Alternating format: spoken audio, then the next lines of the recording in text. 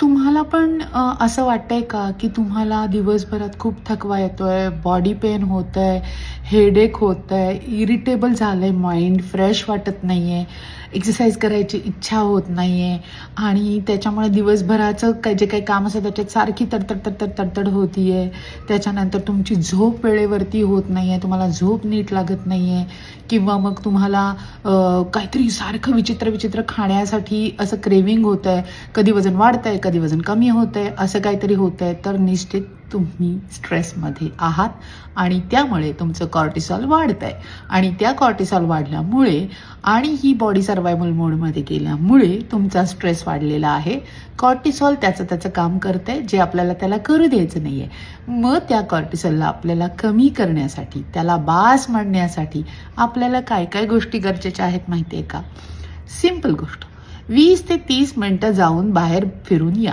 बाहेर फिरून आलात की काय होणार आहे माहिती आहे का? बाहेर फिरून आलात की तुमचं माइंड फ्रेश होणार आहे, तुमचं ब्लड सर्क्युलेशन वाढणार आहे, तुम्हाला थोडंसं असं फ्रेश वाटायला लागतं ना, म्हणतो आपण की माइंडमध्ये चेंजेस होतात, फ्रेश वाटायला लागतं. त्याच्यामुळे तो खूप मोठा उपयोग होणार आहे.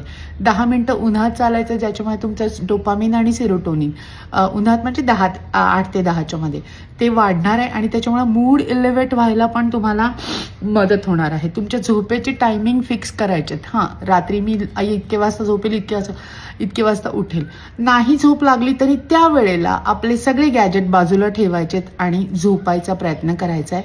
पहिले 2-3 दिवस नाही लागणार, पण आपल्याला तो प्रयत्न केल्यानंतर एक 3-4 दिवसांनी लगेच बॉडीला लक्षात येईल, क्लॉक चेंज होईल आणि झोप व्यवस्थित लागायला लागेल. नाही झालं तर डीप ब्रीदिंग करा 10 वेळेला किंवा नाही झालं तर जेवण झाल्यावरती एक 10 मिनिटं चालून या, तरी पण छान झोप लागते. अगदी त्याचं नाही, दूध हळद घ्या पाहिजे तर रात्री झोपताना, तरी पण तुम्हाला झोप लागते.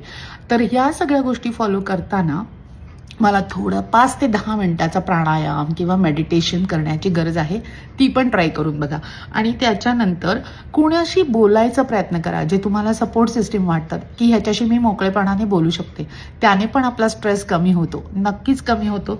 त्याच्यानंतर चहा, कॉफी खूप वेळा घ्यायची जर सवय असेल किंवा मला स्ट्रेस आलाय, मी अल्कोहोल, स्मोकिंग पण करतो, तर 8 दिवस फक्त माझ्यासाठी हे करून बघा आणि बघा तुमचा स्ट्रेस कमी होतोय की नाही, तुमचा मूड इलेव्हेट होतोय की नाही, तुम्हाला काहीतरी करण्याची इच्छा येते की नाही. नॅचरल गोष्टी आहेत ज्या कॉर्टिसॉल कमी करू शकतात, ते तुम्हाला सांगतेय. नॅचरल गोष्टींनी होत असेल तर कशाला औषधाच्या, सायकेट्रीच्या आणि आपण जे काही त्याचं काउन्सिलिंग घेतो, गरज नाहीये. चांगल्या गोष्टी फॉलो करा, नक्की सगळ्यातून बाहेर याल. फॉलो करा डॉक्टर प्रणिता अशोक यांना आणि फ्री बेसिक कोर्ससाठी कॅप्शनमध्ये डिटेल्स देते, नक्की बघा. धन्यवाद.